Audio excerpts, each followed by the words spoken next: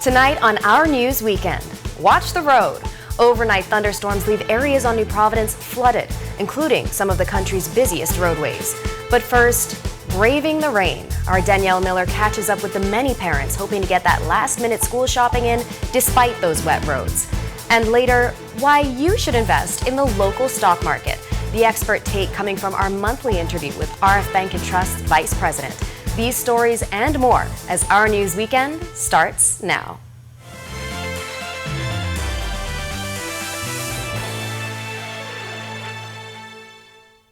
This is Our News Weekend. Thank you so much for joining us. I'm Marlena Leonard. Well, if you had a beach day planned this morning, I'm sorry, because it certainly wasn't the fun start to the weekend most people were expecting. Many found their plans turned upside down after overnight thunderstorms and torrential downpours across New Providence left areas on the island flooded, including some of the country's busiest roadways, resulting in a number of cars stalled in floodwaters. Meteorologist Ian McKenzie has more on that rain and flooding, with recordings reaching up to almost 9 inches of rain in certain areas.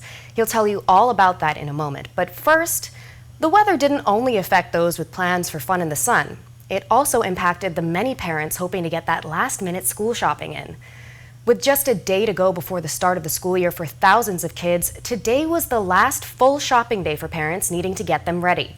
For many, it's an annual ritual, but today, parents and kids braved flooded roads and lines of backed-up traffic to get to the more popular back-to-school shopping spots. Our Danielle Miller was out with them today and shares just how much it took to get it all done. The overnight downpour, which crept into the morning, may have left roads flooded, but it was no match for determined parents and kids who hit the streets Saturday for final first-day items. Not the ideal conditions, but as one parent told us, if you don't get it done today, then it's too late. It's flooded now, but for back to school, I was more shocked that it wasn't as busy as it usually was pertaining to last year. But traffic is on the road, a lot of floods. The rain was terrible. Okay, it's very backed up. But we're out here and we don't have a choice. Like the Atlantic Ocean, like basically covering LW Young Road. Yeah, it was annoying. All day potholes and stuff, couldn't even see the sidewalk. The water was almost knee-high to try to drive through. But since then, got here, just needed to pick up one thing, not really back to school shopping because that has been completed. I don't wait for last minute. However, there are some shoppers who enjoy the adrenaline of last-minute shopping. And what do you guys do every year for back to school? Last-minute school shopping. Is it something you enjoy? Yes, Mom. Jordan Musgrove, who is about to enter the 12th grade, says, although it wasn't easy traveling on the streets Saturday, back-to-school shopping is a sentimental experience for him and his mom. I enjoy it very much. Just coming here, just being able to spend quality time with her. Yeah, I love it. Reporting for Our News, I'm Danielle Miller. Thanks, Danielle. Well, on Monday, the Ministry of Education will again resume another full year of in-person learning. But it raises the question about the investments made in the virtual learning platform during the COVID-19 shutdown. Well, that virtual learning portal is now being looked at as a vital tool in data collection and assisting at-risk students. In a recent sit-down interview, Education Minister Glenys Hanna-Martin now says there's a focus on collecting valuable data that paves the way for targeted assistance for those struggling and a stop to social promotion without vital skills. And just how valuable is that data? Let's take a look. It's the value between seeing a target and shooting from the hip and just shooting into any old bear. It's understanding exactly what, where, and who. The Education Minister says the data they're now able to collect on students, thanks to their virtual platform, could be key in transforming the way we look at learning in the Bahamas. We're not accepting, absolutely not, any children falling between the cracks. We're not doing that. And no child is invisible. And this is what the system allows us to see. We know a named student at a particular school in a specific grade. We know who they are.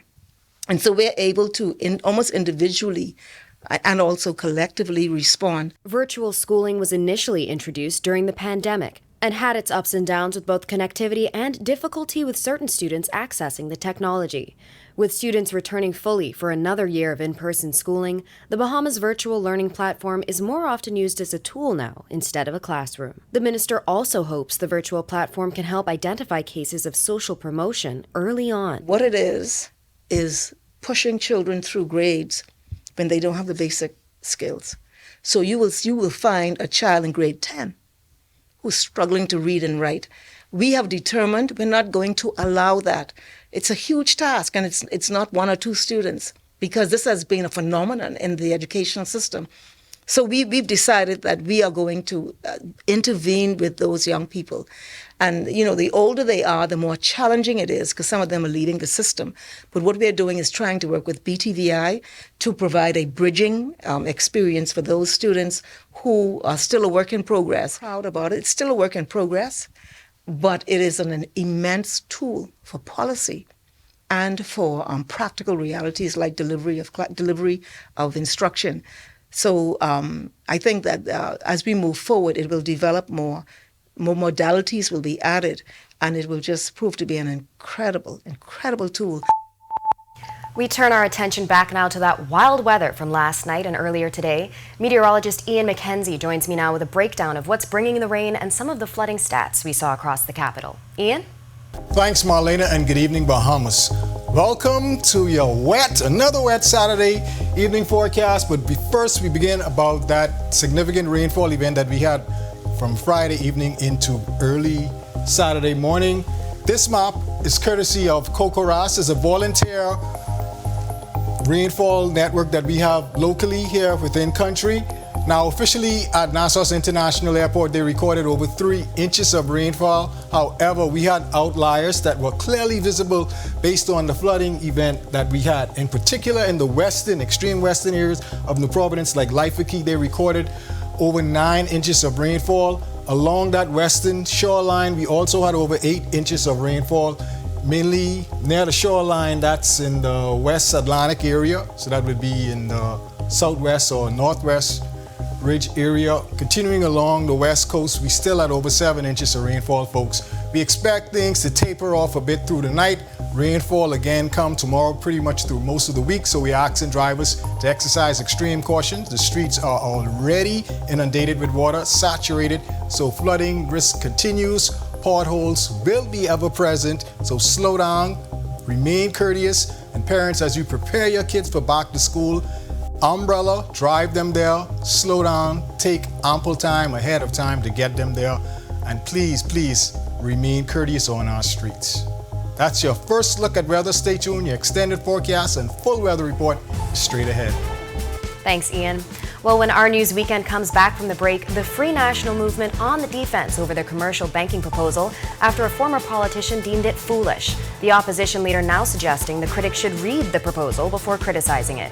And find out why you should invest in the local stock market.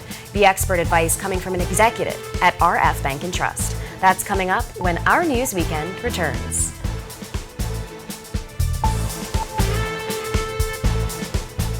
Are you or a loved one under medical care?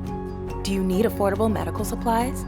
Ports International is the largest home healthcare supplier. Medical supplies at the very best price, and you can even shop online. From hospital beds to wound care, wheelchairs to walkers, Ports is a one-stop shop for your medical supplies, and we accept insurance. We have online shopping and 2 locations to serve you, at the Airport Industrial Park and Shirley Street. We also ship to the Family Islands. Shop online and visit us on Facebook. Call Ports at 377-1771.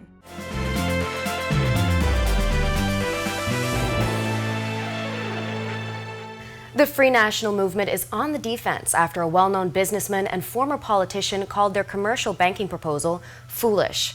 In fact, the opposition leader Michael Pintard goes so far as to suggest he read the proposal before criticizing it. Here's Berthany McDermott with more on his comments. Days after Awak Homes chairman Sir Franklin Wilson criticized the FNM's commercial banking proposal as foolish, FNM leader Michael Pintard is sitting back, saying his comments reeked of entitlement. Wilson told a local daily this week there is no need to reform the country's commercial banking sector, adding it makes no sense for any leader of the official opposition to promise that he will change the policies of the Canadian bank which operates in the Bahamas. But Pintard suggested Wilson should first read the proposal. In the article, he indicates he didn't even read the proposal. How foolish could that be? The very recommendations he made in his comments, we had already made in the proposal. And had he read it, he would not have insulted me and the FNM unnecessarily. So, Sir Wilson suggested local leaders should instead propose that Canadian banks that operate here agree to accept the same terms that they have in Barbados. In February, Barbados introduced a new law that was meant to curb rising banking fees. Pintard's comments come hours after he met with the central bank governor, John Roll, Wednesday. He says the meeting revealed the FNM is on the right track. It was a wonderful conversation with the governor and his team. They were very accommodating. He laid out the range of things that they are working on. A number of those things coincide with the position that we have taken. So we are not disabused of any of the views. We are not dissuaded from any of the views that we have. Because in fact, we are encouraged that we are on the right track in terms of what we have been proposing to the public. Pintard had this to say to Bahamians who may be struggling with commercial banking fees. We would only say to members of the public, however, in your own personal life, manage your own finances in a way that you do not allow institutions to put you in a vulnerable position. Be frugal in how you spend your money. Reporting for Our News, I'm Berthany McDermott. Well, for decades, Bahamians have been encouraged to invest in the local stock market. But what does it have to offer? Currently, the Bahamas International Securities Exchange offers 20 domestic public companies on their list. BISX also features a mutual fund listing facility that includes both domestic and international mutual funds. But it appears as if returns are a little lower this quarter than usual for the local market. As for what's the reason behind this, well, during our monthly sit-down interview with RF Bank and Trust VP and Group Head of Investment, David Slatter told our Italia Hall it's because some companies are doing well and others are lagging. If you look at all of them as a whole, it depends on which fund you're looking at, but say, 4 to 5% return year to date versus historically it's been more than that. My thinking is that the local stock market, your expectation should be more of that 7 to 9% total return if you have a diverse portfolio. Now, there's certain stocks that are up 20% year to date, and there's some that are down 20% year to date. So that's why you don't just pick one stock. You should have multiple stocks in your portfolio. Fixed income, and we know that the Bahamas Grid Company came out with an offer recently, so 8% 20-year paper. So that's a decent rate of return, given, I think, the risk. I mean, it's basically the company that's in charge of collecting our BPL bills, right? And taking their cut off the top to make the payments. So that's pretty low risk investment. So we bought a lot of that for our clients. Government debt, so if you were to buy bonds issued by the government of the Bahamas, you're getting like 3.5% for 1 year. 30-year paper, you're getting 6.5%. So that's kind of the range, 3.5% to 6.5% for government debt. So those are the kind of things as investors you look at, right? If you like having your money in the bank earning zero, leave it there. If you want some of those returns I just talked about, you need to find a reputable investment house. Primary school soccer coaches get certified. We're going to talk about that next on our Sports Weekend. Are you or a loved one under medical care? Do you need affordable medical supplies? Ports International is the largest home healthcare supplier. Medical supplies at the very best price, and you can even shop online. From hospital beds to wound care, wheelchairs to walkers, Ports is a one-stop shop for your medical supplies, and we accept insurance. We have online shopping and 2 locations to serve you, at the Airport Industrial Park and Shirley Street. We also ship to the Family Islands. Shop online and visit us on Facebook. Call Ports at 377-1771.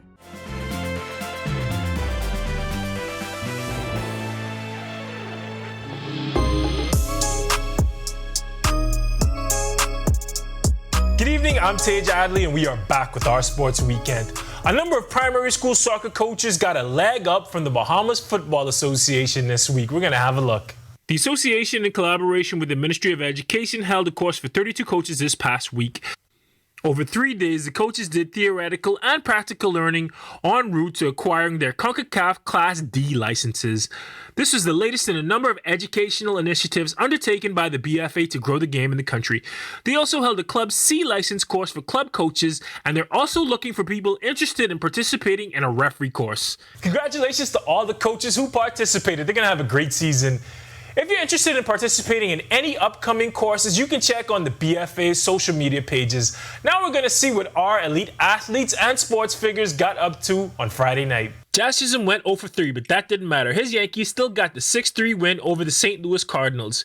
Mets first base coach Antoine Richardson and his team also got a 5-1 win over the Chicago White Sox. Jonquel Jones and the Liberty had a tough matchup in the Pacific Northwest. She had 6 points, 11 rebounds, and 3 assists in the 98-85 win over the Seattle Storm. The Jazz and the Bombers went early today. We'll have more on that tomorrow. JJ and the Liberty will play the Storm once again in New York on Thursday evening. Now we're going to head down to South America, where one of our elite athletes faced off against some tough international competition yesterday. Let's see who. Carlos Brown ran in the 200-meter finals at the World Athletics Under-20 Championships in Lima, Peru yesterday. Brown advanced, ultimately coming 8th in a time of 21.51 seconds. South Africa's Bayanda Walaza won the race in 20.52 seconds. Now those games are going to wrap up tomorrow.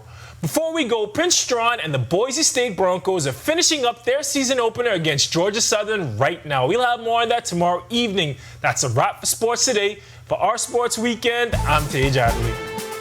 Still to come, after a night of thunderstorms and torrential rains, what does the rest of the weekend hold? Our Ian McKenzie is back in the Weather Center with your extended weather forecast in just a moment, when Our News Weekend Edition returns.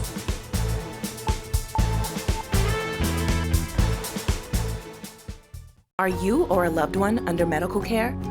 Do you need affordable medical supplies?